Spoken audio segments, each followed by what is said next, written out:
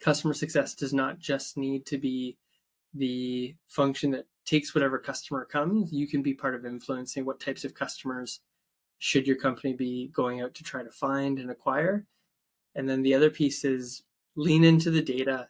As a customer success representative, look for how you can organize and stack metrics in such a way that you can lay out and show a path to value for your customers. And that'll help you to grow and retain your customers, because customers are looking for that connection to value always. Spotlight, your new customer success soundtrack from the heart of Canada, brought to you by CS in Focus. Hello everyone, this is Emma Lowe. I welcome everyone to the CS in Focus Spotlight podcast. Today's guest is Greg Roy, and he is the VP of Customer Excellence at Uvaro. In his role, Greg is responsible for the end-to-end revenue generations and retention strategy for the business. Thank you for coming, Greg. Thanks for having me, Anna. It's good to be here. I'm excited to dive in. So, Greg, tell me, how do you get started and what's your superpower? I got started in customer success specifically because I really had an interest in understanding how companies deliver on their promises to a customer. To me, I'd had some success selling and being part of the front side of getting a customer in the door. And what's always interested me is, how do you drive that value and sustain an impact, so realize the vision that somebody is buying for. And I think that truly does wean out who are the great companies and who are the companies that are there to just grow and exit or don't have a long future ahead of them. Are they able to deliver on that promise? And so I always felt that customer success was a great place to play inside the business, because it gave me a chance to sit at that inflection point and help me find really great companies to work for and be a part of and help grow. So that was what got me into it, was I think just wanting to make the biggest impact that I could. The customer success superpower that I found most useful to me was the ability to translate the sales acumen, being comfortable having conversations about contracts and revenue objectives and upsell and the need for expansion, in order so that you could have a really healthy dialogue with a customer. I always believed that customers are like trees. If they're not growing, they're dead. And so you need to have that ability in a customer relationship to not just meet them where they're at, but to also help them achieve objectives and drive value. And when they're seeing value, they're going to grow. And for me, being able to be comfortable in those conversations where we're talking about revenue and those growth numbers, that's something that has served me well. And it's something that I think a lot of CS leaders and CS individuals shy away from. So it's been helpful for me. It's so interesting that your background is actually in sales, but you want to continue to deliver the value, so you transit into CS. Now, you mentioned a really interesting point about upsell and expansion. Yeah. So based on the current trends industry, what is easier, new acquisition or retention? In the environment that we're in right now, I think that both are challenging. I think that there are things that make new business sales so challenging that I deeply respect, and that I've done as part of my career. So much of that is changing the way somebody thinks, to the extent that they're willing to stop doing something one way and start doing something a different way, and to invest in that. That takes a lot of work, and it's an entire skill set. That new business sale is hard, because once somebody makes the decision to buy, there's still so many hoops they have to go through and so many opportunities for them to step away, all the contracting that needs to happen and the approvals. So that is challenging, because there's so much inertia preventing a change from happening before momentum starts to build. So that's hard. what I think makes customer success and customer retention in our current environment challenging is so few companies are really good at demonstrating meaningful value. And so it makes it easy for customers to step back from their investments, cut back on systems. And that is what organizations are doing right now, is they're evaluating what are the tools and what are the systems that we need and what are the ones that we can cut back. And what's challenging on that side is you can't fake that and you can't do it quickly. You need to be able to demonstrate value over time. And 6 months before the question gets asked, what have you done for me lately? Or what is the value that I get from your product? You need to be working on answering that question. So I think both are challenging, but for very different reasons in the environment we have today. How do you see the both function work together to continue to deliver value?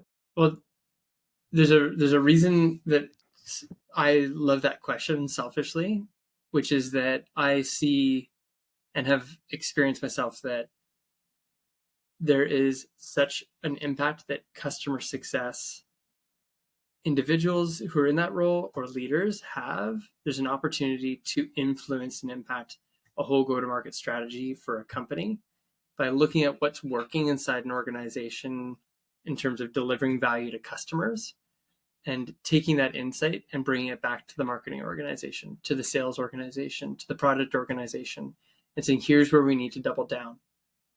I've seen just about every customer success organization that I've ever worked with or consulted with or talked to, that there's this feeling that, well, I just take what I get from a customer perspective and I do the best with what I have. And I think there is an opportunity for customer success as a function to play a really big role in seeing what value means to a customer, surfacing those insights to the marketing, sales, and product organizations, and helping to drive the go-to-market strategy, if not doing that entirely. And I myself played a big role in driving that go-to-market function for one of our business segments at Exonify as the customer success leader. And now am the revenue leader at Uvaro, where I'm working now, where I'm driving the customer retention through to the full new business acquisition strategy. So I think they are one and the same, that they can't be looked at independently and they need to be holistically considered. Yeah. Last week, I heard a very interesting talk from Hootsuite. Yeah. And it's quite interesting that about 42% of the marketers don't even talk to a prospect or not understanding what the customer needs. So it's just like the dysfunction of the two sides, where are we selling to the right customers? Are we serving the right customer? And I just hope there's more alignment between the two together. I couldn't agree more. It's just a circle or a cycle that I used to draw, that it's not linear. That customer journey doesn't just go straight from left to right. It is a loop that needs to come around, where marketing starts that process through to sales, implementation, and customer success. It needs to come right back around to marketing so that insights are being delivered about what works and what doesn't work.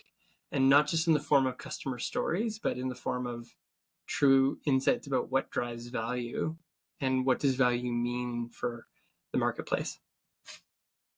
And you mentioned about providing insights to Yeah. the rest of the GTM team. What do you think is the most effective format to bring that up as a CS person? I guess I'm asking this question because we had a community question that somebody said, I have all these product requests, but I don't know how to bring it up to the marketing team or the product team. Mm-hmm. I mean, it's a big question. That's why I hesitate. So if somebody who's listening to this is in an individual role as a customer success manager, the answer I'd give would be a little bit different than a CEO who might be listening and is wondering how to figure this out as they're looking to grow their business. So to the individual contributor, customer success manager, I would say that And what I would encourage members of my team to do in the past is, if the sales team or the marketing function is organized by segments, different customer segments, and if you are organized into different customer segments, so we're talking a larger organization over 10 million in ARR, let's say, then as the CSM, get to know the sales team members who are selling to customers that you will eventually be taking on as a CSM. And the best thing you could possibly do is help them close deals that are going to be successful. You helping them is going to help them be more successful, and they're going to help you be more successful because they're going to bring you more customers that look like the ideal customer profile.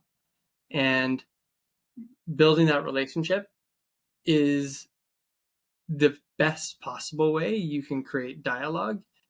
And it's not just by having coffee chats or anything informal, but it's also not overly structured and rigid. I think it's looking for what might be valuable or helpful to the sales team member. How can I help them close more deals? Because if you think in that way, you're going to get customers that are better aligned to the profile of ones that you can support. On the CEO side of that, that's a whole other conversation and something that I'm striving to now, which is myself inside our own business, but also with companies that I might meet or consult with. It's how do you structure your whole go-to-market team and function? And I think the way I think about it now is these pieces are all connected.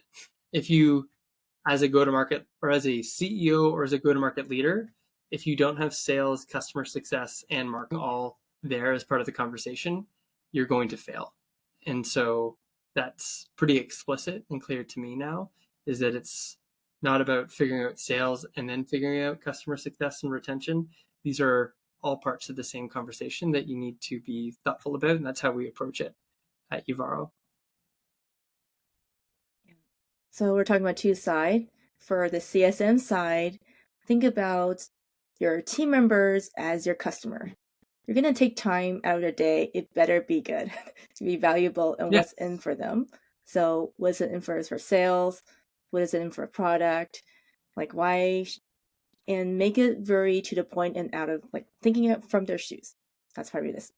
Now we're moving on to the CEO side. I really like what you say about really we're not talking about CS or sales handoff anymore. We're talking about the whole circle you mentioned, to how everybody works together.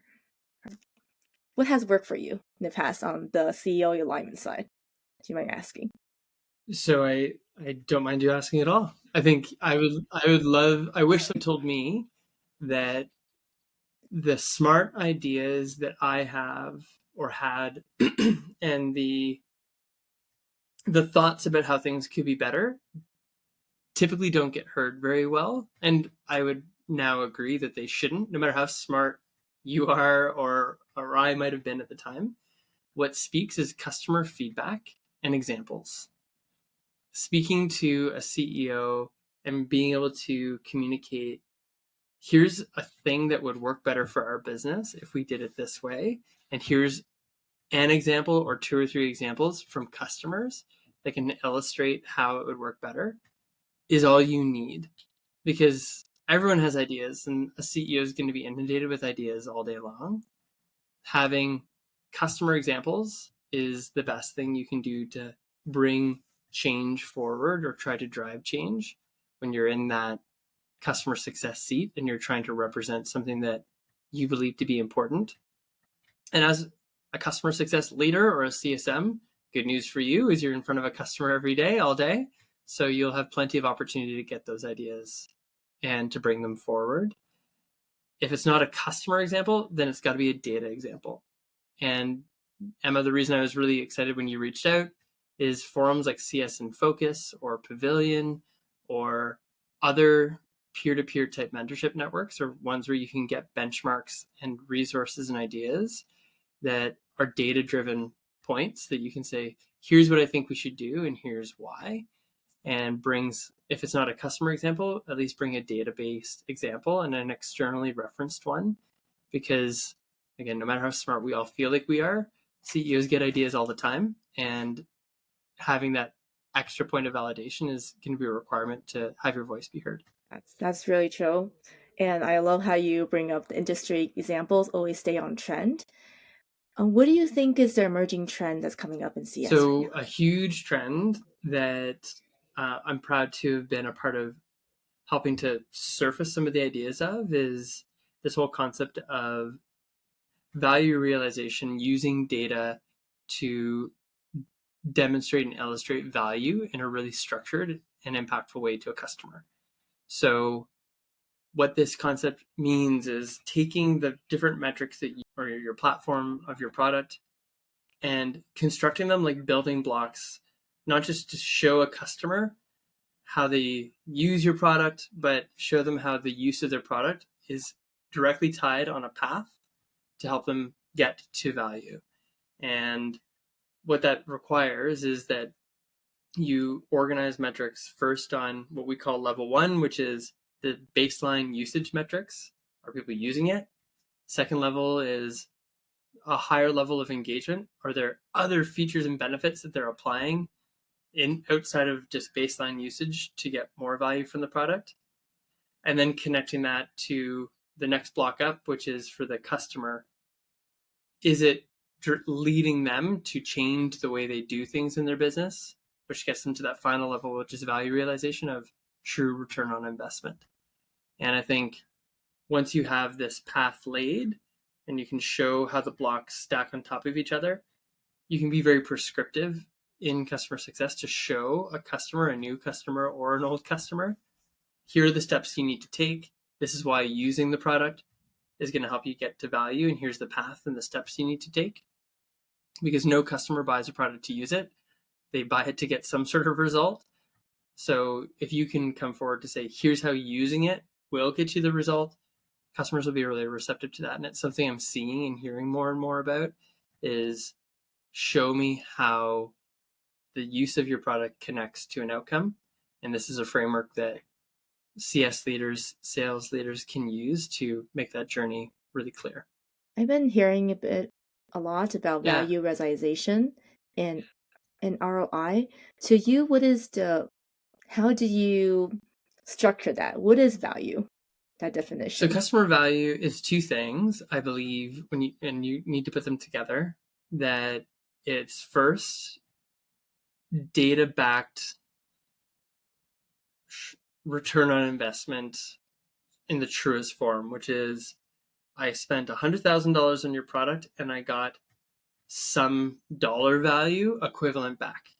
That is, by definition, return on investment, but that's not enough. You can't just have that because there's the how much should I spend and what is the more or less equivalent to that is the math side. There's also just the human side of a purchase that happens and understanding not just the dollars, but what is the impact that the purchase was meant to have on the person who bought it and the person who's accountable for it. That might be a promotion for them. That might be advancing a key project inside their business. That might be getting a new department stood up or a key initiative started inside the organization or preventing a bad thing from happening inside their business. ROI is so easy to get stuck on how much did I spend and how much do we return in terms of dollars. You need to be able to show that in some form, but to do your job really well, you've got to connect it to the other piece, which is what is the other side of the value story that the human being who bought your product or who is choosing whether or not to renew your product is trying to achieve through the use of your platform, your service. That's a critical component to understand. Oh, that's really great. Now we're talking about the how do we build that skill? What kind of non-traditional skill that a CSM need to know? We just talk about data. What else would you like them to explore I more? would, so for anyone who's been in any sort of sales role before, something that salespeople try to do in a process that is in a lot of ways similar to what I've seen a lot of customer success professionals do is if there's a bad thing, something that could derail a conversation or take us off track or be perceived as negative, we want to maybe steer clear of some of those objections. We want to make sure that the conversation is one that is pleasant and positive and stays within the swim lanes that I've prescribed for it. What are the specific objectives, and ultimately being in control of that buying process. I think the non-traditional skill that I've seen help customer success professionals be really successful is being very comfortable having uncomfortable conversations about what's not working. It's leading from a place of, well, why wouldn't you renew? Why wouldn't we expand? Let's look for the problems and identify the problems that we need to solve. So we want to find the problems. We want to surface them to the customer so that we're explicit about what those problems are, and then solve them. Solve those problems for the customer. In the customer success world, you know what your deadlines are.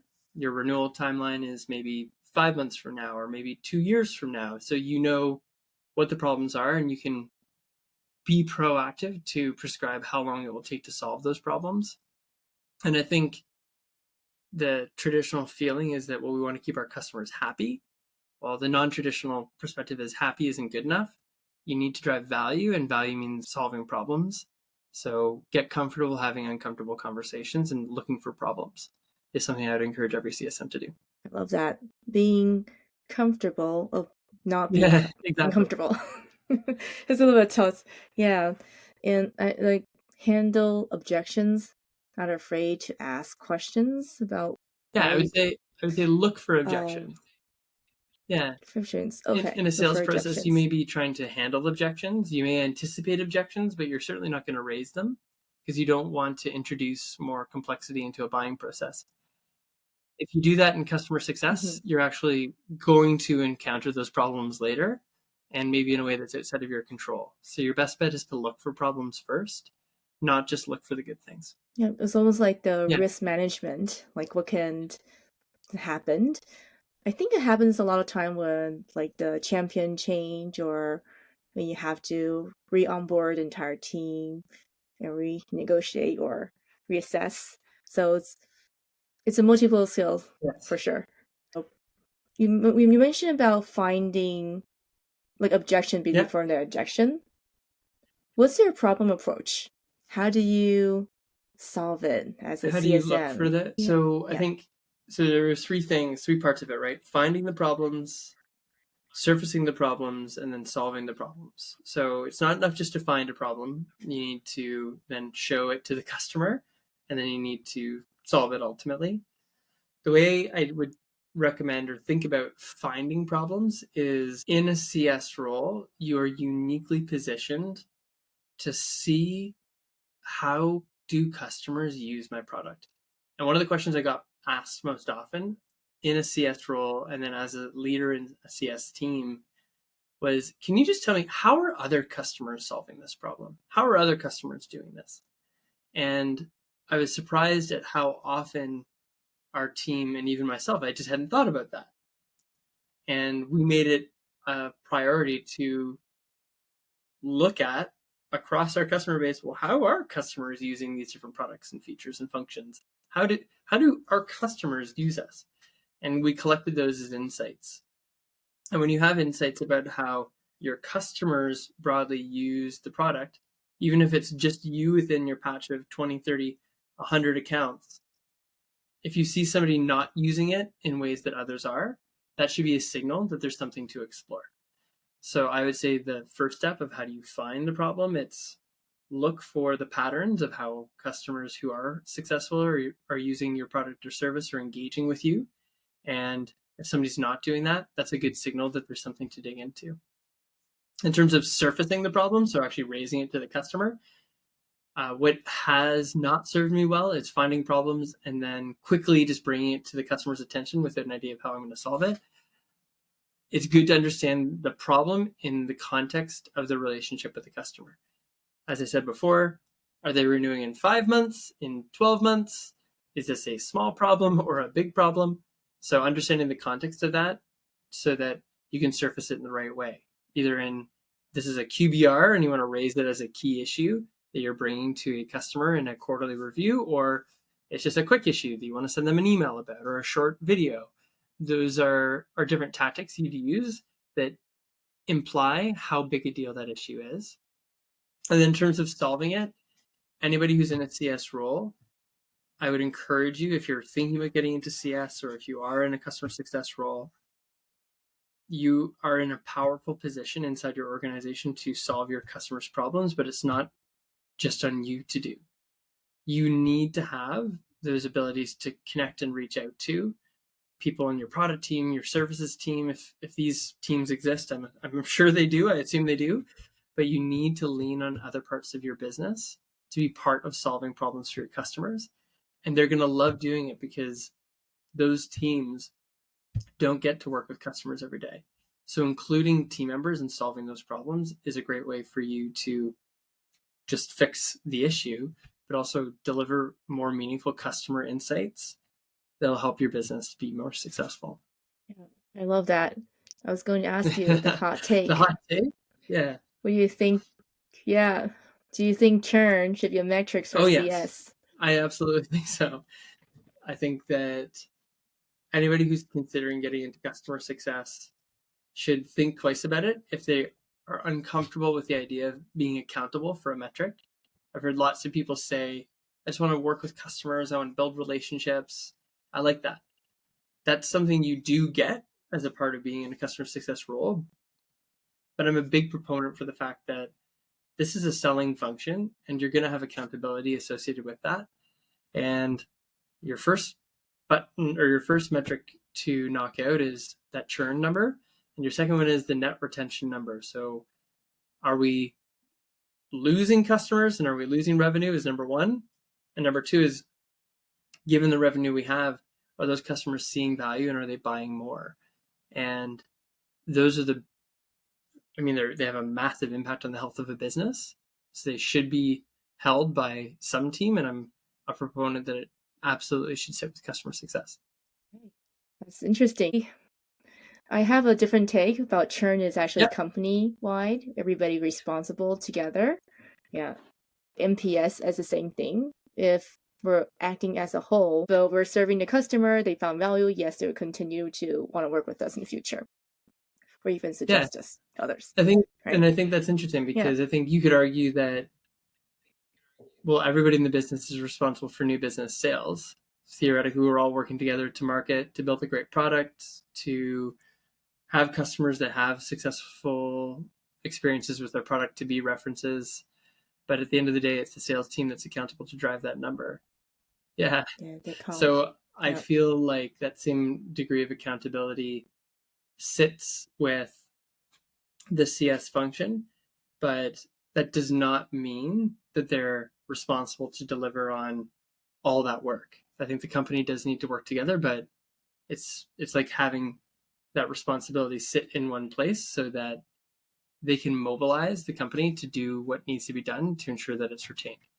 But I hear you for sure on the idea that it's not just on one team to do it. Everyone's got to be contributing to that. And I love the idea of giving other people bonus metrics and bonus compensation based on the achievement of not just a sales metric, but a retention metric as well. Yeah, I think I'll give the same to marketing as well, as they are helping the sales team with new and etc. We have a lot of people who are interested in the customer success field right now and transitioning into CS. What was one advice you'll give? Yeah, I think the primary piece of advice that I would have for anyone who wants to get in, or the first piece, I guess, would be look for accountability to revenue as a reason to get into customer success. So I love the idea of working with and supporting and driving success and value for a customer. Don't shy away from that. And then the second piece of advice I give is look for those insights. What insights can you glean from working with customers that others in the business would be would find useful that would help the business to succeed more broadly. And I think you bringing those insights forward will help your sales team members be more successful, your marketing colleagues, and your product colleagues. It'll help everyone to drive more success for the business. That's really true. Is there any last thought you would like to share with our audience today? I think just to close off, the closing things for me, look for opportunities to surface your insights to others in the business. That customer success does not just need to be the function that takes whatever customer comes. You can be part of influencing what types of customers should your company be going out to try to find and acquire. And then the other piece is lean into the data. As a customer success representative, look for how you can organize and stack metrics in such a way that you can lay out and show a path to value for your customers. And that'll help you to grow and retain your customers, because customers are looking for that connection to value always. Thank you so much. That's very great. Thanks, Thank you, Emma. Greg. It was a lot of fun. I appreciate the time. Wherever we go, we always have CS in focus. Thanks for listening, and don't forget to check out our community at csinfocus.com. If any topics you'd like to explore further, let us know.